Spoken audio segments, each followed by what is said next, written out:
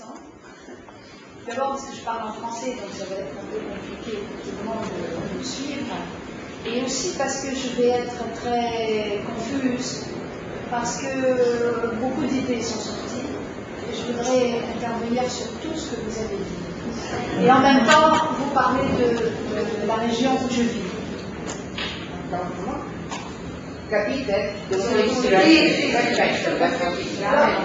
D'abord,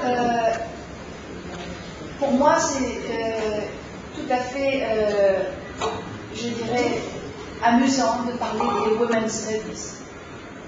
Parce que quand j'ai commencé à travailler à l'UNESCO il y a 20 ans, 25 ans, les Women's Studies, c'était le projet central des mouvements féministes. Et c'était un mouvement qui nous venait des États-Unis. Les premières directions de recherche se trouvaient aux États-Unis, et il faut dire qu'aux États-Unis, les femmes avaient profité d'une tradition américaine qui ouvre des secteurs pour les homosexuels, pour les noirs, pour les femmes, etc. Et c'est vrai que dans le tissu européen, c'était beaucoup plus difficile. Je prends pour exemple la France, qui est un État très centralisateur, très universaliste. La question de poser la question des femmes était un peu à contre-courant de la pensée française. Et donc, pour reprendre un peu ce qu'a dit Adèle, beaucoup de femmes qui étaient des femmes qui avaient un profil de chercheur, un profil d'intellectuel, ne voulaient pas rentrer dans des études féministes qui étaient considérées comme des études de second ordre, de deuxième catégorie, n'est-ce pas? Et on a toujours senti dans le mouvement des Women's Studies, on a toujours senti la prédominance des militantes qui utilisaient le savoir, mais avec une approche militante, plutôt que les chercheurs qui restaient dans le sphère de l'université. Ce que j'ai entendu ici, je trouve très satisfaisant, parce que 20 ans après, on peut dire que les études féministes, malgré les difficultés qui ont été dites ici et là, les études féministes ont atteint un degré scientifique au sein des universités. Et en même temps, les études féministes n'ont pas perdu le lien, la preuve, puisque nous sommes tous ici, n'ont pas perdu le lien avec leur origine militante, c'est-à-dire sur la communication et la sensibilisation des femmes et des hommes sur les questions des droits des femmes. Donc ça, c'est très intéressant, si vous voulez. Je crois que c'est une victoire, en quelque sorte, une positive de voir que les femmes universitaires, les chercheuses et les militantes ont su garder les liens, les ponts entre la recherche et la communication, la sensibilisation, le militantisme, pour reprendre un vieux mot qu'il faut transmettre aujourd'hui aux jeunes générations, le militantisme féministe, qui a été basé sur la recherche. Parce que nous étions un continent ignoré, pour reprendre des termes un peu politiques qu'ont pris les Noirs pour parler du continent noir. Nous étions un continent noir ignoré. C'est vrai que les premières études féministes ont été très importantes. D'abord parce qu'elles étaient liées, en gros, majoritairement à la lutte pour les droits des femmes. Et on a vu comme ça apparaître les premières recherches qui ont été très productrices de concepts, n'est-ce pas? N'oublions pas que le concept du travail invisible a été créé par les études féministes. C'est les femmes qui nous ont appris que les femmes travaillaient, parce que les femmes n'étaient pas reconnues comme des travailleuses. Donc il y a eu une série de travaux particulièrement important pour la lutte des femmes, par exemple dans le domaine du travail, dans le domaine de la politique. Rappelez-vous, on a aussi appris que les femmes faisaient de la politique, mais d'une manière différente.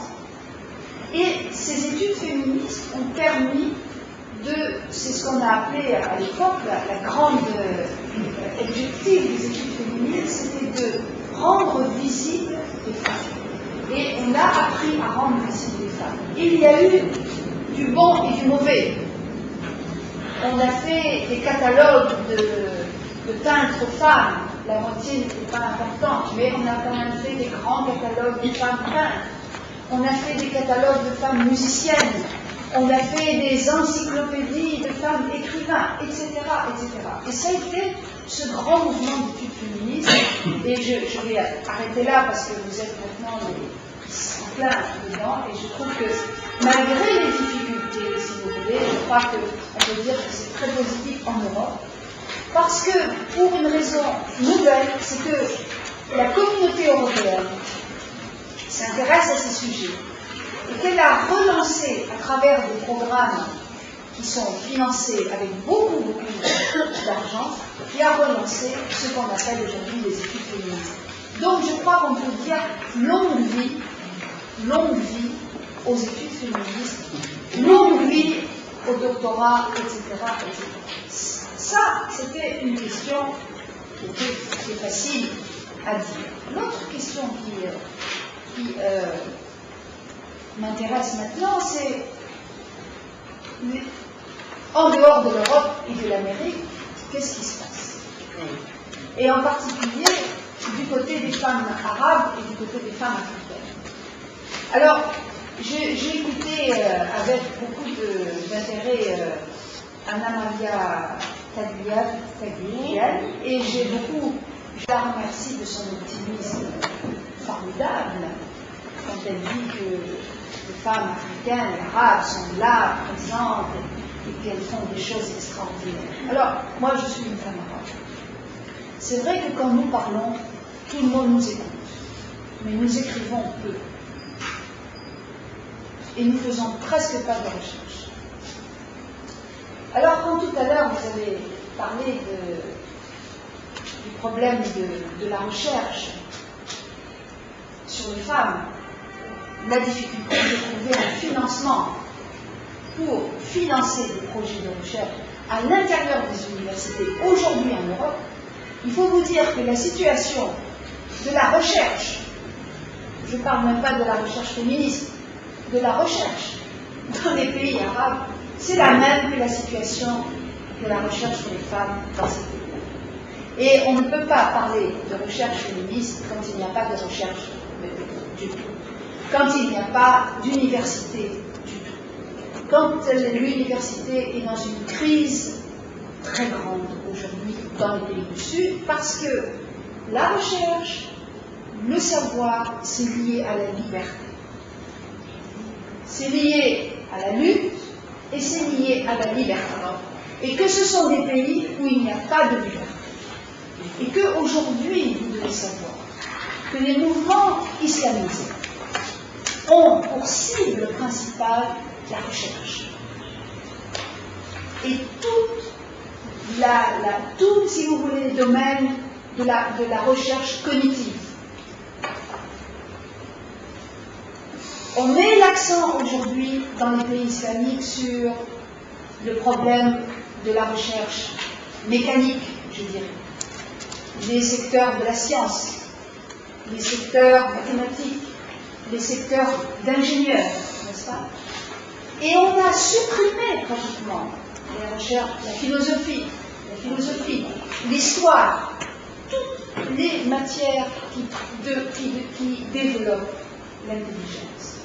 Si bien que ça va intéresser, vous êtes des femmes de recherche, si bien qu'aujourd'hui, les leaders des mouvements intégristes, ne croyez pas que c'est des analphabètes. C'est souvent des ingénieurs en mécanique et en polysciences. C'est-à-dire que dans les pays, dans les pays arabes, si vous voulez, on a produit un savoir mécanique utile pour développer le pays, n'est-ce pas? Et on a supprimé les secteurs de la réflexion. Et d'une manière très, par exemple pour l'Algérie, d'une manière qui va vous étonner, mais qui a été très grave, quand on a arabisé la philosophie. C'est-à-dire qu'on a coupé les secteurs de la réflexion sur le monde, l'ouverture sur le monde. Et on a remplacé le savoir qui avait été issu de la colonisation, il faut bien le dire, n'est-ce pas, par une hypertrophie des savoirs scientifiques, mais d'un niveau primaire, n'est-ce pas, et un étouffement des branches de la réflexion pour qui seules permettent à un scientifique d'apprécier la science qu'on lui apprend, n'est-ce pas? La science et le savoir ne doivent pas être séparés en deux. Si bien que nos universités ont fabriqué des petits cerveaux qui fonctionnaient pour construire des routes, pour diriger des usines, et encore, mais pour diriger des usines, et qui a été incapable d'affronter tous les problèmes du développement, et en particulier, aujourd'hui, je dirais presque l'échec du développement économique, qui a produit pas un phénomène de ressentiment, un retour en arrière sur la religion islamique. C'est terrible ce que je viens de dire, mais c'est la vérité. Et à l'intérieur de ce tableau noir, vous pouvez imaginer les études féministes. Alors, quand vous me dites qu'il y a des centres de recherche, des centres d'information pour l'Afrique et tout ça, je vais parler de ça. Quand j'étais à l'UNESCO, et quand je proposais de réunir des intellectuels arabes, femmes, ou des intellectuels latino-américains, pour parler du problème de la différence, du problème de l'égalité, des problèmes du savoir, n'est-ce pas, et de la pensée, qui sont les seuls chemins de la liberté et qui sont les seuls chemins de l'égalité. Il n'y a pas d'égalité sans liberté. Quand tout à l'heure vous dites les questions de choix, la question de différence sexuelle, c'est la question du choix. On ne va pas imposer, même tout à l'heure, c'est très intéressant votre... après, j'ai le temps, j'aimerais en parler avec vous parce que c'est passionnant. Quand j'étais à l'UNESCO, responsable de la question des femmes, jamais on voulait me donner de l'argent pour réunir des intellectuels. On voulait que j'apprenne les femmes à faire des paniers et à broder. Oui, avec la main. Oui, quand je suis allée en Yougoslavie pour faire le rapport sur les femmes violées en Bosnie, et quand j'ai dit pour la réhabilitation, qu'est-ce qu'ils voulaient faire? Ils voulaient faire des centres de formation de paniers pour faire de la couture. Je dis, mais comment vous envoyez de la couture aux femmes de Bosnie-Herzégovine qui ont été violées? Parce que à chaque fois qu'on pense aux femmes, on pense à la formation. Ça, c'est la clé des Nations Unies. N'est-ce pas? C'est la clé des Nations Unies. Et cette approche que j'appelle une approche mutilante des femmes, c'est-à-dire le développement des centres de formation, des centres d'alphabétisation. Moi, quand je suis allée faire une évaluation en Afrique, un centre d'évaluation qui avait coûté 300 000 $, 300 000 €, beaucoup d'argent. Quand vous arrivez dans ces centres, on trouvait le tableau avec beaucoup de poussière dessus, au parterre, dans le sable, les cahiers pour apprendre à écrire. Il n'y avait pas de journaux, il n'y avait pas de livres. Pourquoi on apprend aux femmes?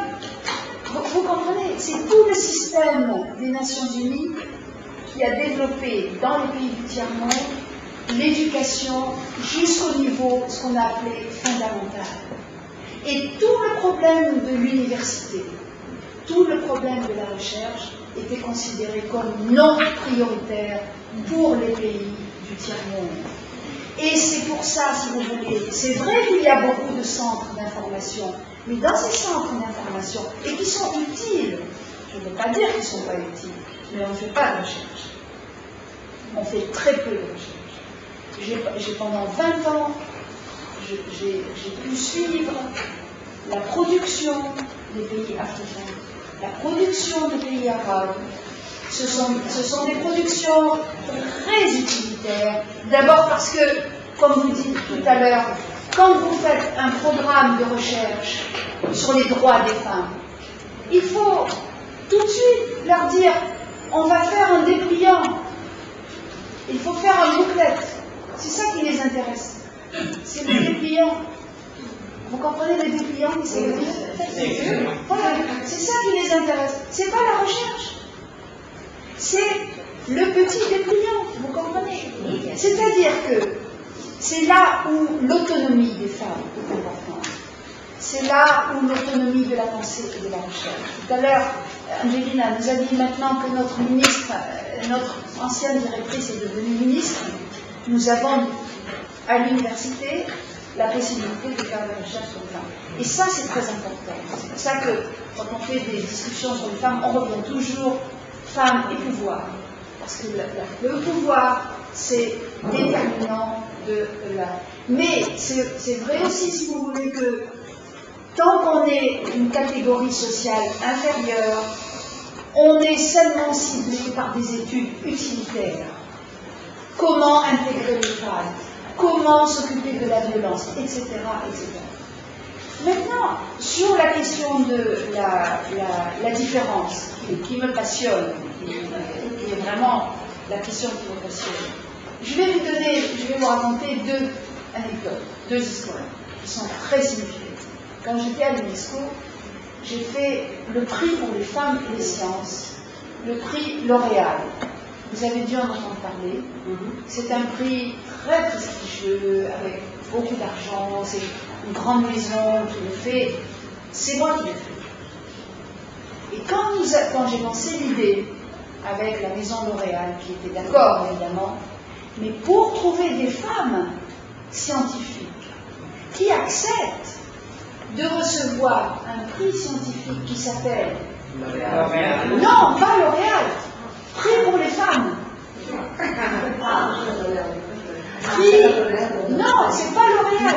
C'est prix pour les femmes. Prix pour les femmes dans les sciences. Ça, c'est le problème de l'androgyne. C'est ce problème de l'androgyne. Mais ce qui est très intéressant, nous avons été, d'abord notre jury était présidé par un membre d'un prix Nobel. Donc c'était un prix d'excellence, Mais il a fallu convaincre. Et alors la chose qui est très intéressante, quand on a montré le film, quand on donnait les prix à l'UNESCO avec 5000 personnes, un cocktail très luxueux, enfin vous pouvez imaginer le luxe de L'Oréal. Et nous avons fait des petits films pour montrer les chercheurs dans leur environnement, parce que c'était international. Et moi, j'avais fait, avec un journaliste, le film sur la française, qui a eu le premier prix, c'est le prix française. Et quand nous sommes allés la filmer, elle nous a dit, je ne veux pas que vous m'interrogiez sur ma famille. On a dit d'accord. C'était pas en tant que femme, c'était en tant que chercheur qu'elle voulait être interviewée. Et toutes les femmes, l'africaine, l'asiatique, l'Amérique latine, ont toutes elles ont dit, pendant le journaliste, ne m'interrogez pas sur notre famille. Notre famille, C'est le privé. C'est privé. Nous sommes des chercheurs. Mais toutes, quand elles ont reçu le prix, elles ont remercié d'abord leur enfant. Parce qu'elles avaient abandonné leur enfant. Parce que être chercheur, c'est abandonner ses enfants, d'une certaine manière. Un chercheur, c'est toute la nuit et toute la journée, un chercheur scientifique dans le laboratoire. Et toutes ces femmes ont remercié leur enfant et leur ont demandé pardon de les avoir laissés dans le laboratoire. C'est intéressant. Mais la chose la plus intéressante, les membres du jury étaient pratiquement tous des hommes. Nous avions seulement 2 femmes scientifiques qui étaient dans le jury. Parce que c'était un jury d'excellence. Et les femmes, non mais c'était la garantie. C'était des prix Nobel. Et il n'y a pas beaucoup de prix Nobel, il faut bien le reconnaître. Eh bien, j'ai assisté aux délibérations. C'était un processus très long, etc.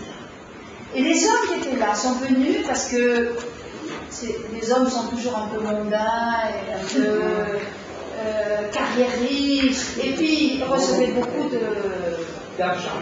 Donc ils sont tous venus. Et puis c'était les grands hôtels, les grands restaurants à Paris, donc ils sont tous venus. J'ai assisté aux délibérations. Ils sont venus au début sans conviction. Sans conviction. Et après, quand ils voyaient les dossiers, ils disaient « Mais c'est pas possible qu'on ne connaisse pas cette femme. Mais comment on ne connaît pas cette recherche ?» Parce que c'est un milieu petit, c'est un milieu fermé qui circule. C'est la preuve que les femmes étaient invisibles. Et des femmes qui faisaient des recherches magnifiques. Et après, nos plus grands féministes, c'était les gens du jury qui étaient devenus féministes pour la promotion des femmes. La deuxième histoire que je vous raconte, et j'arrête, parce qu'il y a une Italienne dedans, je vais la raconter. J'ai organisé